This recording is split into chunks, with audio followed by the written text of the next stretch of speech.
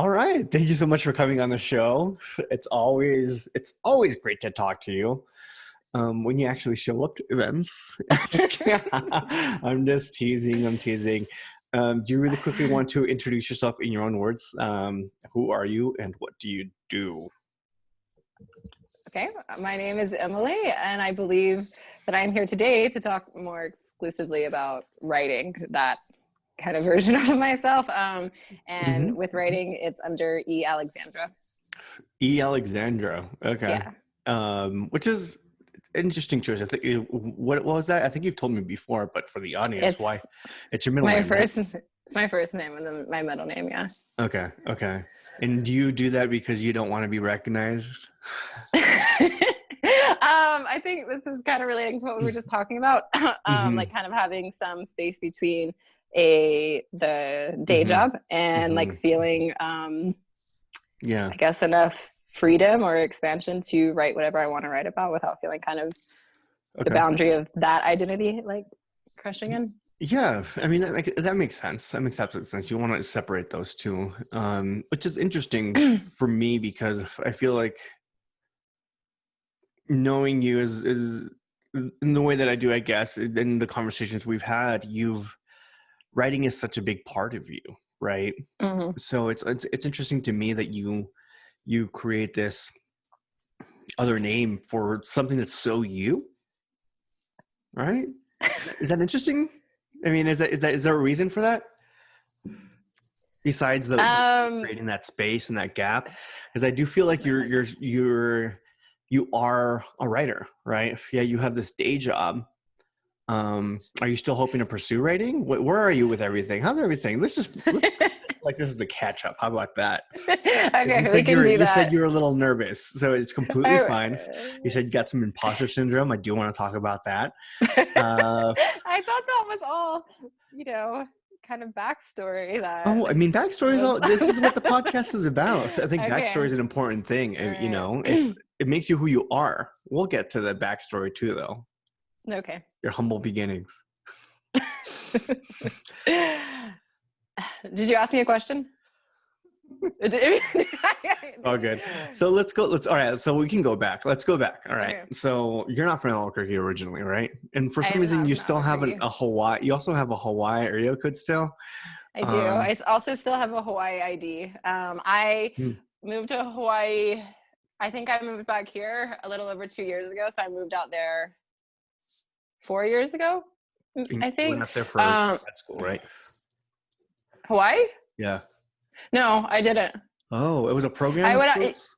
Yeah, it was a program of sorts, but it wasn't grad school technically. I was working and then they were supposed to be paying. They did pay for additional school. Like it was just other pieces kind of fell apart at the same time.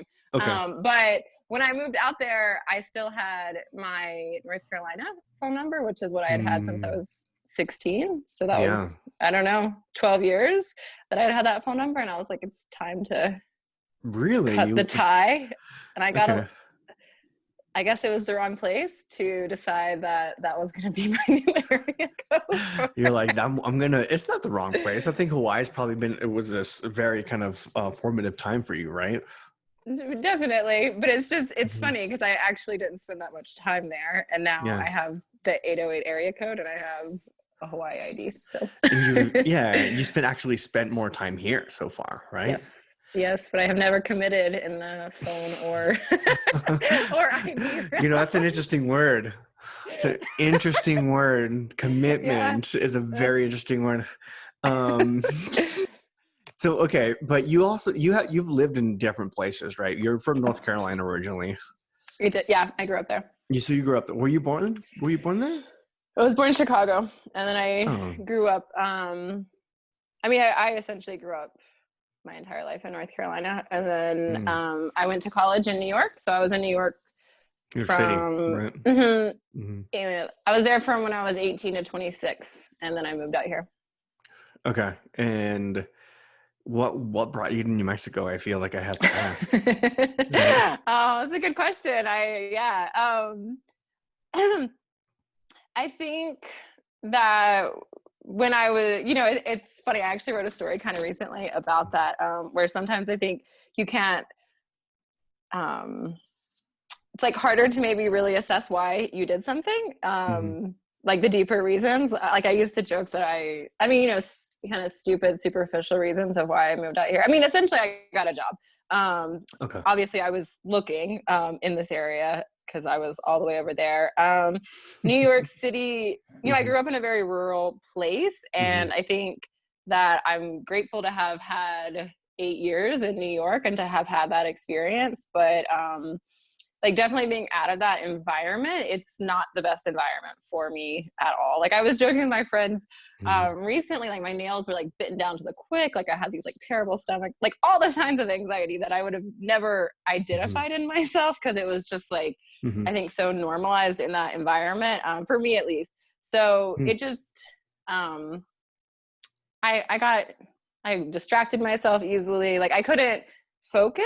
And I feel New Mexico, to be totally honest, it was somewhat of a whim to move out here. And then it has continued to kind of surprise me how I feel like it's a good place for me. I mean, I came back, right? So it's like, I do,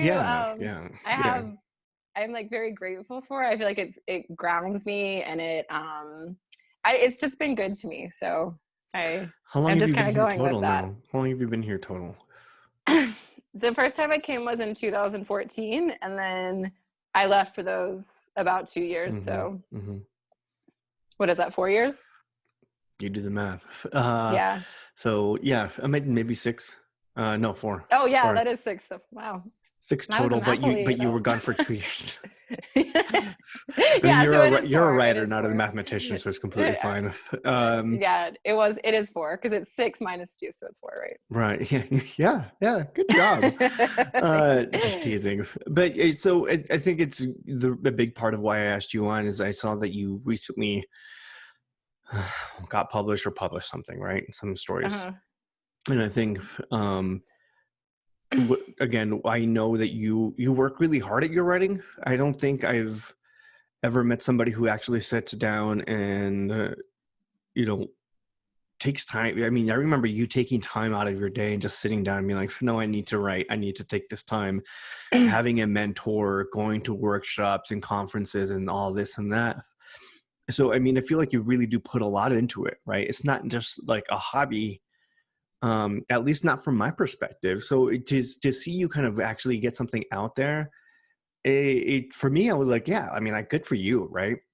And I think that's a very good thing, right? It's not something it's a small feat, because writing and putting yourself out there is a very big thing.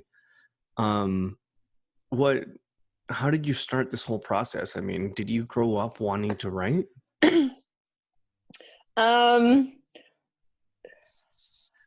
I guess when I think about it, my family, like I grew up, they all worked in a newspaper. I think I've told you that. Yes, you have. So I think that there like maybe was this sort of background of, I don't know, like that being in the background constantly, of sort of like a way to engage with the world and make sense of it in some sort of way. But you know, it's hard to say, because it's like, I don't know if it's any more than anybody else's family would have been necessarily. Like, I don't know what other people grew up with. But I think that, I mean, definitely that was, and my dad also wrote, but he didn't. I think sometimes with writing, it's sort of this like almost this, I mean, it's this very private thing that I think there's also sometimes a little bit of embarrassment around for people. Like, I feel like there's a lot of people that kind of have the desire, but like you were saying, it's like weird to kind of take time out of, it feels indulgent in a way to sort of be like, I'm going to take time and like, you know, create this story.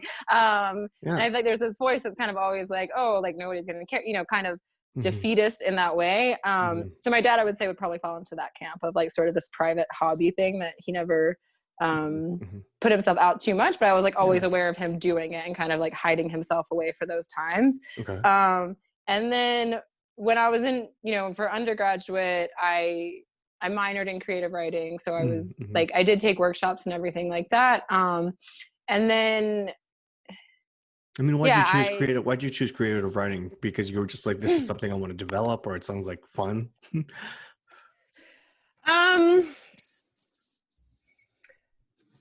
That's a good question, Oscar. I mean, you don't have to have an answer, I think it's just me just trying to figure, get a story out of you, right?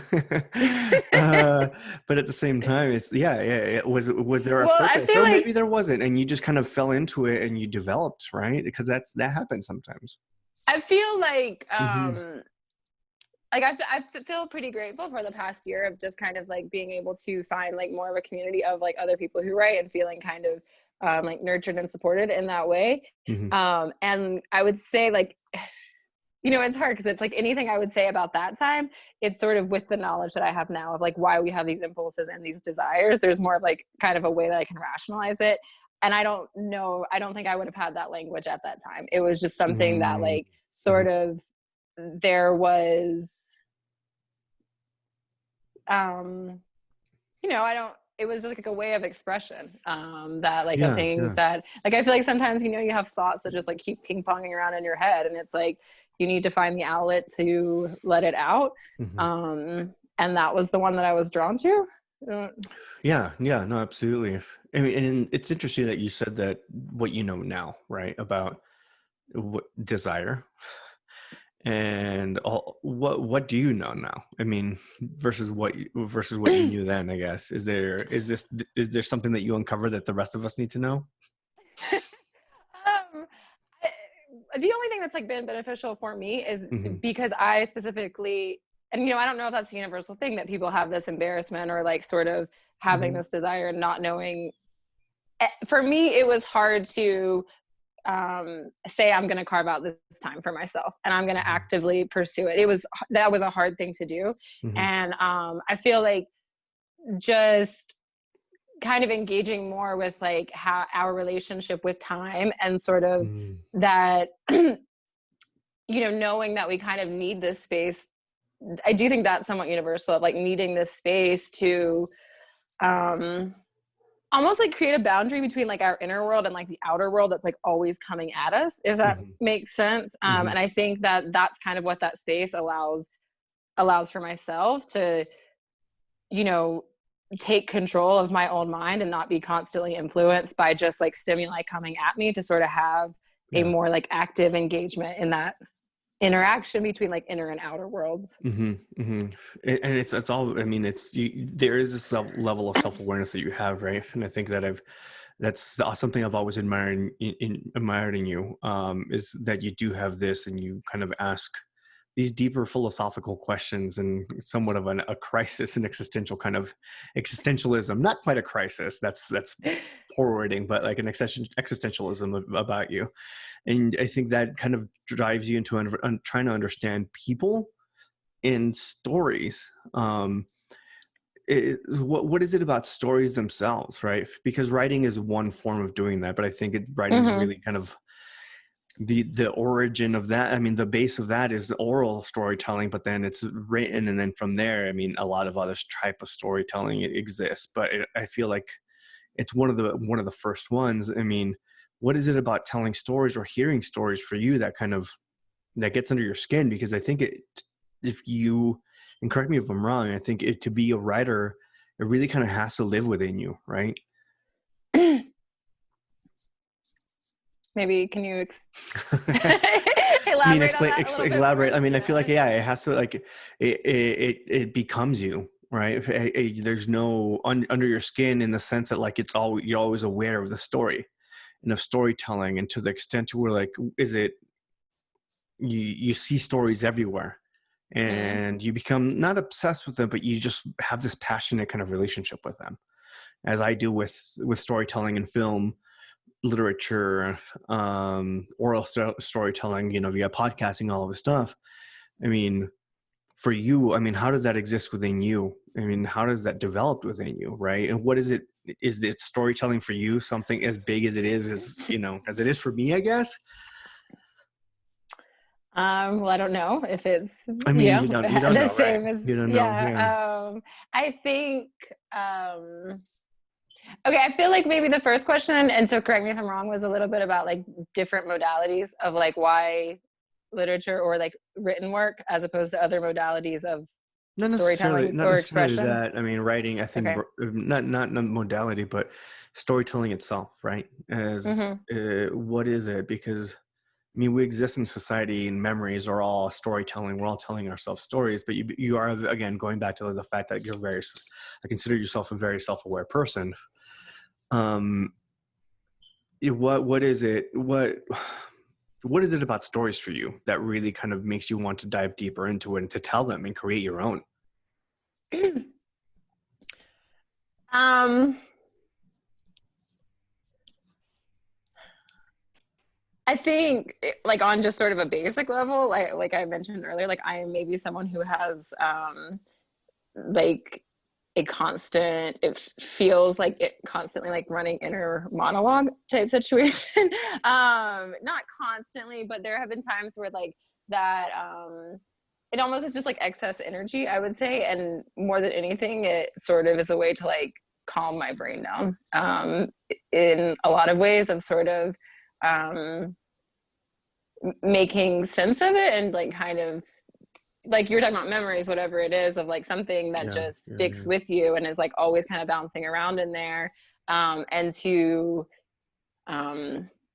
like for myself at least, like running from that and like not thinking about it or avoiding it is not an effective way to that's not an effective way to get rid of that. What is a little bit more effective is like to sit with it.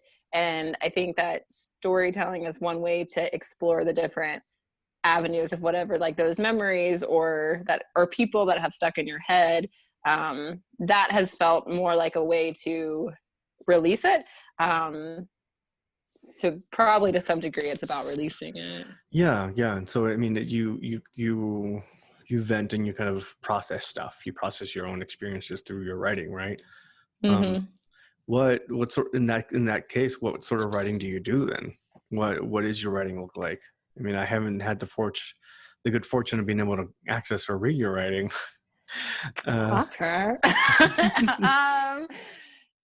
Yeah, I would say it's it's funny. I was like with like one of my writing groups, we were talking about that recently of like somebody else that they felt kind of like genre displaced. And I think that there's this kind of interesting line between like fiction and nonfiction that like I don't necessarily like know the exact boundaries between what that is. There's one, Justin Torres. Do you know who that is, or have you ever read him? It's called, he wrote this one, I think it's We Yeah. Animals, not, yeah, We Animals. It's Okay. really, really beautiful. But I read an interview with him where he was talking about like this interplay between memories, because you know it's semi-autobiographical, the book that he wrote, I guess you could say, but it's sort of reimagined. It's your own experiences reimagined in a certain way. Like I mean, he's very, very lyrical. It's like very poetic and very beautiful. So yeah, I think it's sort of playing with memory, but then also enhancing it in some way. And I think, you know, there's people that talk about like getting at the, I guess, more emotional truth or like the emotional authenticity of what that experience was like or what that memory was like that might not exactly be fact-based. I guess that's why it's not nonfiction. Is that helping you? Yeah, I mean, to an extent. I mean, I think you raise an interesting point. I mean, I think that the fact that, I mean, facts are, you know, what is a fact, right? We know what a fact is. A lot of the time is a scientifically based sort of stuff, and we live in an era of weird kind of, you know, the truth, right? But when it comes to memories, I feel is a different thing.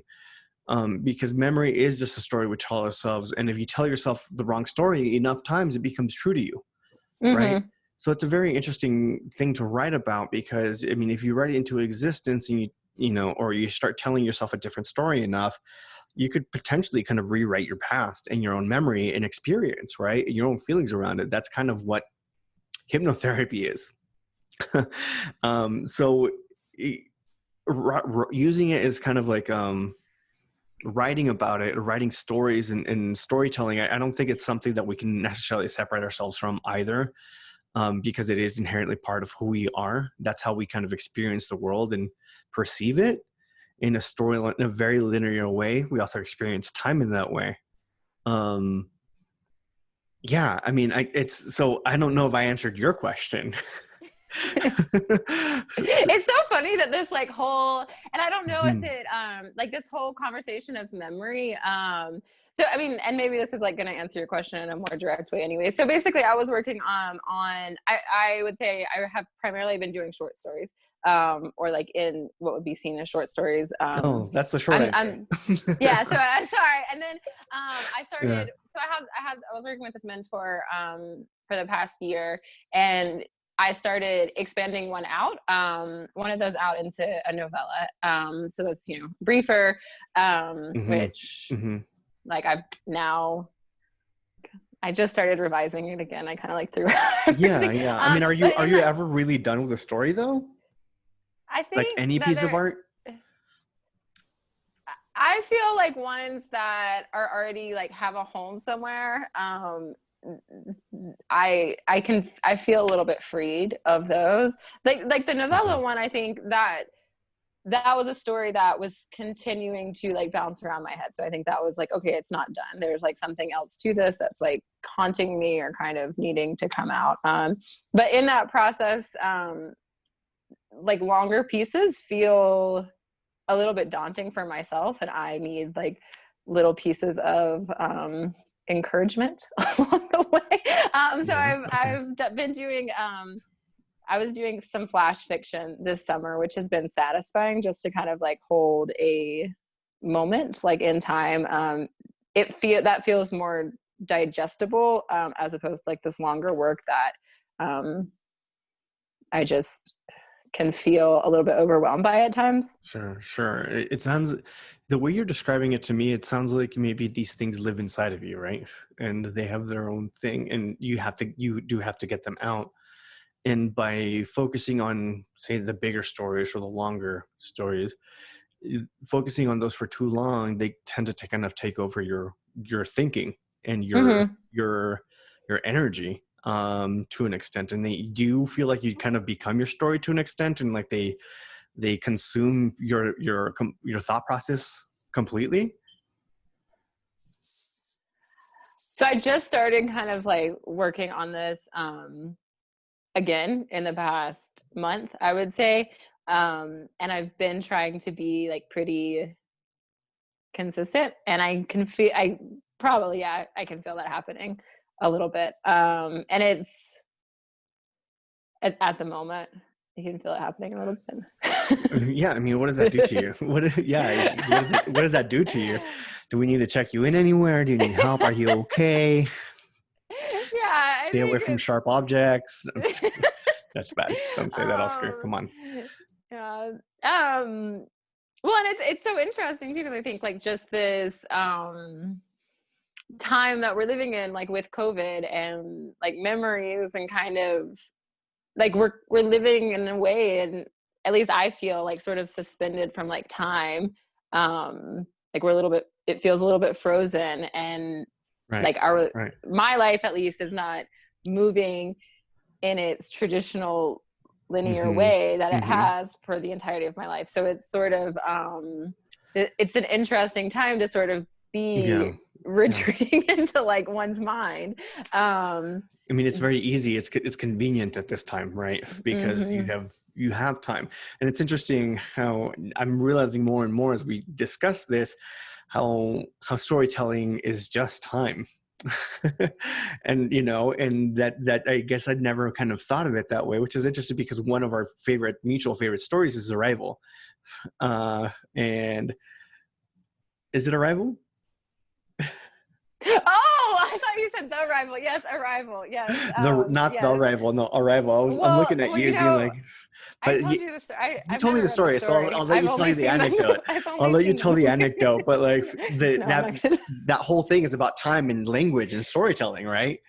And how it's such a beautiful story, but it does have to do a lot with time.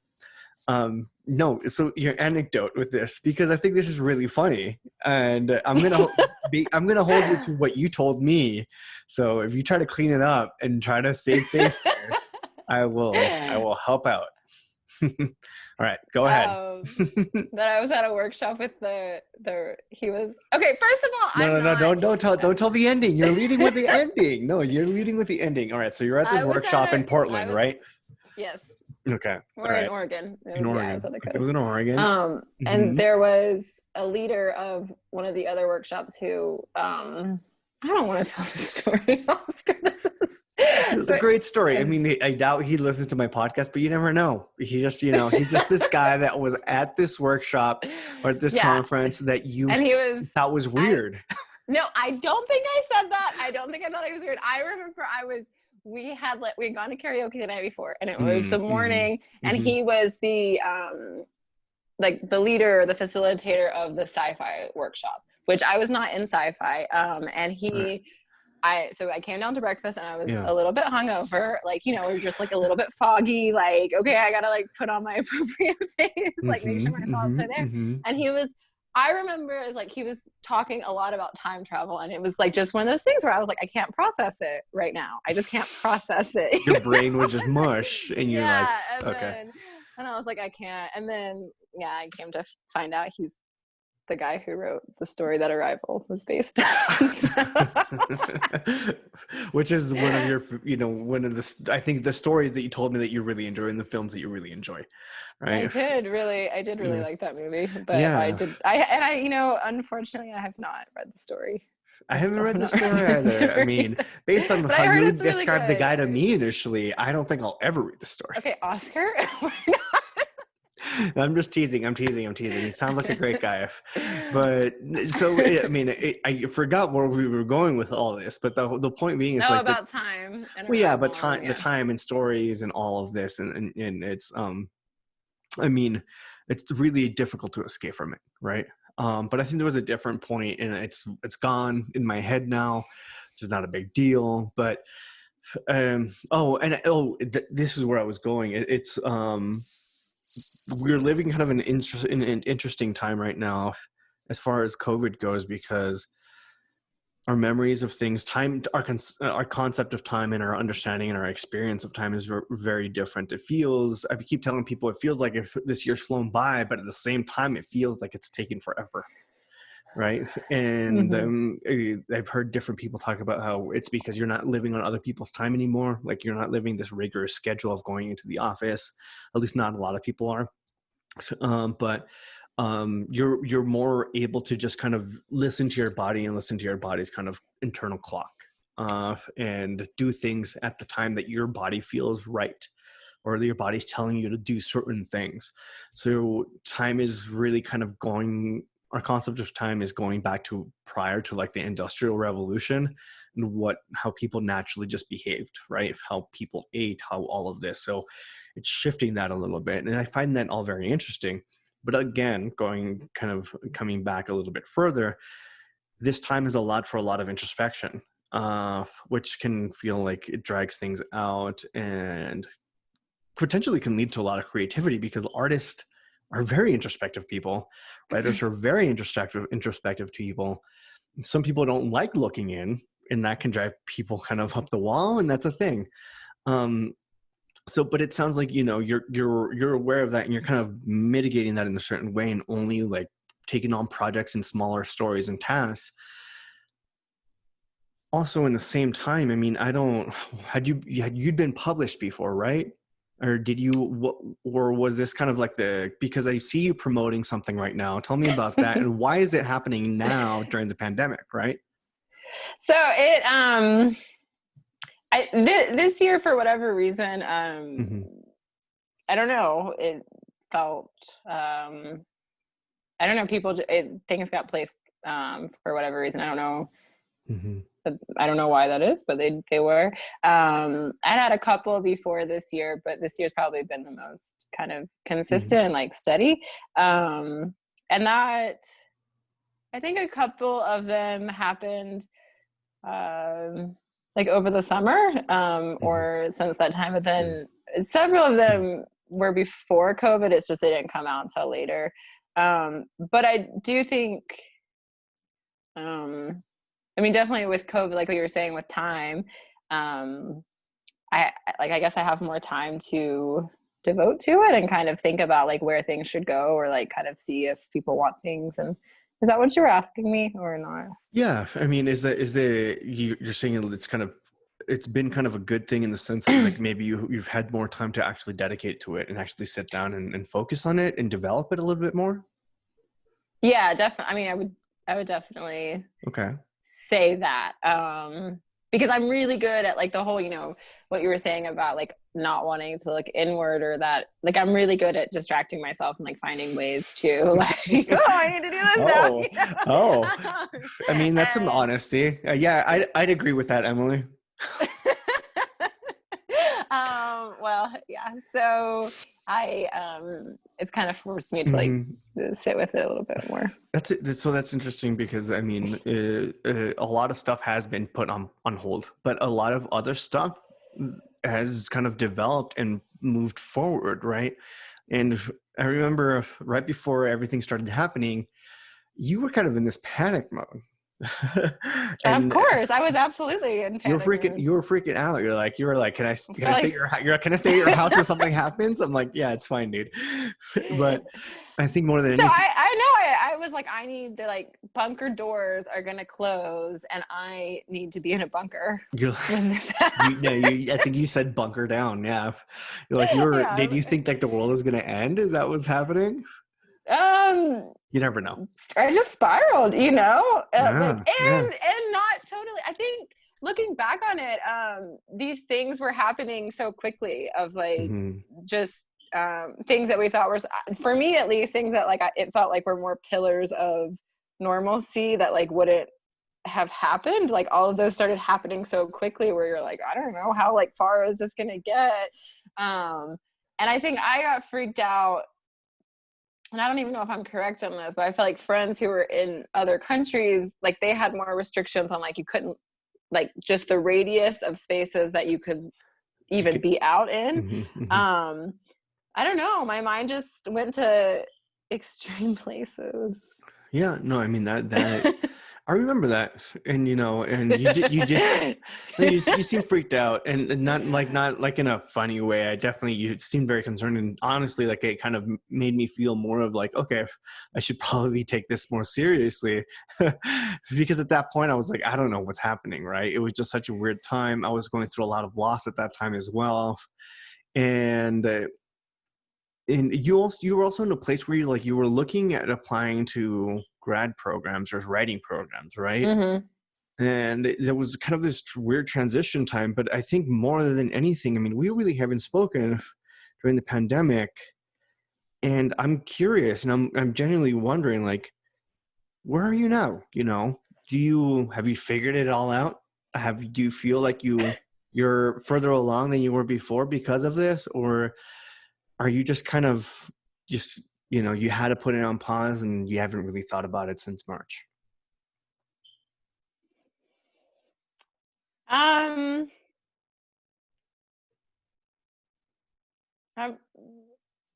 don't know. I feel like I'm just sort of, I wouldn't say I have it all figured out, but to some degree, I guess, not to say like by any means I have it all figured out at all.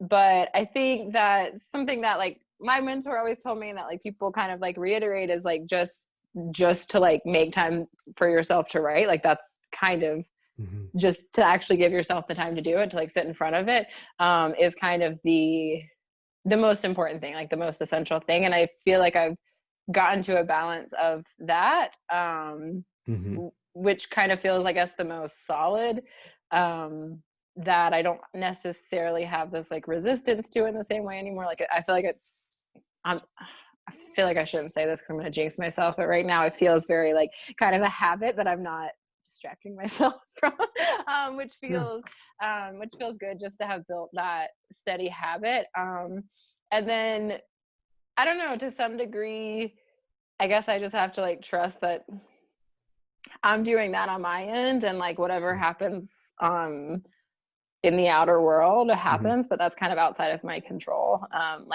feel like I'm at least like making the habit. And that's good. I mean, I think that's very good. Thank you. Of course. I mean, and I think another thing that has kind of been beneficial during this time is just, or that I was searching for, and I think when we have spoken in the past, it's that I don't quite know like I mean, largely I wanted to like be able to build a habit that I could like build it into my regular life. And also just that formation of a community of other people who like share that desire that I could like kind of, you know, have read my stuff, like me read their stuff. Cause it can feel like you're alone and like it's isolating, and that like you are doing it alone to some degree. So it's nice to have those, like just a community of other people who are kind of in that same space. So like those two things I do feel pretty good about right now. So I don't know. Yeah, I mean, but I don't. Yeah. Where do you see yourself going with all of this? I mean, again, you have a day job, right? And I do have a day job. And not saying don't quit it, because I genuinely think that you should be writing, based on how passionate I've seen you be about it and how dedicated you are to getting better at it. Where do you want to go with this? I mean, and I think writing is something I hold dearly to my heart, because I think in storytelling in general, but writing's such a beautiful thing, and to be able to write something good and genuine and beautiful that just kind of strikes a chord within somebody's like core, right, is a very difficult thing to do, but the greats make it look super easy, right? Where do you want this to take you, or is this just going to turn into a hobby for you? I don't know. I mean, I think like at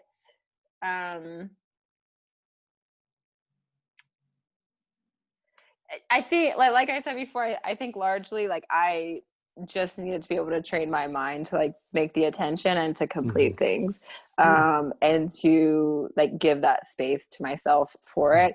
I think that you know, it's funny. Did you ever read it's called How to Do Nothing? No, I don't think so. It's really good. I mean, it's nonfiction, but it's really good. But she talks. It's kind of all about. It's about a lot of things, like a lot about kind of like the attention economy and kind of like retreating like your attention back for yourself, which feels kind of relevant to our conversation. But there are times that she was also talking about like these. Okay, I'm gonna try to like synthesize this and say it in a clear way. Kind of allowing ourselves to be like multifaceted beings with like multiple identities in a way, and to some degree, like I really love my day job, and I feel like it does inform. I actually think it's like very helpful for writing in a lot of ways. So I don't know how those two things, I guess, for them to coexist in some way, because I do think that they kind of inform each other in a positive way. So I'm not sure. Well, I mean, I hope you continue with it, right? I think that is something that you do have this passion behind it. And I mean, maybe I need to read your stuff, and maybe you're horrible. You know, I mean, I don't know. But if I do want to read your stuff, where do I go for that? Where do I find your stuff? It's fine. Well, I'm supposed to be like putting together a website, but on Instagram I did put. I tried to put links. I tried to. I can help you with that if you need it, but okay. Okay, thank you. And then there's a couple that are only in print, so I guess you have to buy the book essentially. So where can people buy them? Do you have a link tree? Do you know what a link tree is? I don't. Okay, so we'll make you a link tree. Thank you. Yes, and then we'll get all your links on there, and people can just like go pick the link they want. But people can buy stuff online, right? And it's probably a good gift for Christmas, maybe even. Would you say so? If people want to, I mean, it's short story collections. Okay. What age group is it appropriate for? Is it adult? I was like, is this for my 9-year-old child? No, it's not for your 9-year-old child. No, it's an adult, but okay. It's an adult, yeah. Okay, all right. Then that's great. I mean, I can't wait to buy it. Honestly, once we get those links, I don't know where they are. But okay, so I thought that I put them, I did think I put them on there. And I think this like kind of goes back a little bit like to what we were talking about in the beginning about like imposter syndrome, where I was like, oh, I just feel kind of, you which do is stupid. You do these great things. See, here's the thing. Like I noticed that about you. Like you I'm not attacking you. I am not attacking you, I swear. I said, but you do these amazing things. You do these really great things. You're really good at like these things. And then you almost like self-sabotage, right? Yeah. And you think you have imposter syndrome. Well, you do. And so you self-sabotage because maybe you think you're not worthy or all of this stuff. Okay, Oscar, this isn't it's not a counseling This session. is a free session for you because you get the homie discount. But I mean, that could potentially be a thing. The reason I'm saying this out loud is because you really should just gas yourself up, you know? I mean, or if you need me to gas you up, like just give me a ring. So I think it was partially that. And then partially, there's a part of it too where like not a complicated, but maybe like a fluid relationship with the internet to some degree and like social media. And I just like haven't figured out or crafted a space that feels like authentic. Like I don't feel like I understand the ways to communicate on it in a way that feels like authentic and right for myself. Like organic, in the exact way. So I'm still kind of like figuring that out, but yeah, I mean, if and when you're a big writer and you need like a PR consultant or a publicist, you know who to call. I'll keep an eye out for an 808 area code. And I think it's great. I think if you guys are listening, I mean, you're genuinely gonna, and I'll say this to you as well, like you're genuinely gonna enjoy her writing. And even though I haven't read it, right? Even though I haven't read it, but the reason I can say that is because I feel like I do know you as a human being, right? And you are a very good person. You are full of spunk, and you're so much fun, and you're very bright. And we always have these super high level nerdy, heady conversations and confuse the hell out of each other, right? Like going to watch a weird movie at the Guild and then having a weird conversation about it thereafter, right? And which one did we see? I don't even remember. You dragged me to something with like it wasn't good. It wasn't good. No, it wasn't good. Yeah, but we talked about the writing, right? We talked about the writing, right? And it was just like called Three Christs or something like that. Something about like very forgettable. Like this therapist, yeah. It was Richard Gere, and then the other. He was like supposed to be this psychologist that was trying some new therapy on. Right. They believe they were Jesus. If you like listening to me and you like, the neurotic people or, like either of us, you're going to love this.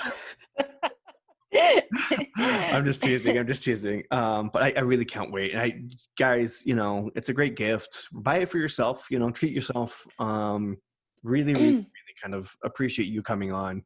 I'm glad we got to talk. It's been too long, honestly. It has. That long. And so someone is actually supposed to help me with the website tomorrow. So I don't know when you're airing this, but there is a chance it could be. So you guys might get a link when I publish this. So I think it's going to be a few days lagged, but you'll get the link. I'm going to hit stop record and then we can debrief really quickly. But guys, thank you so much for listening. Go check out, her website, whatever that is. You'll find the link wherever you find this. And awesome. Thank you guys for listening. Bye.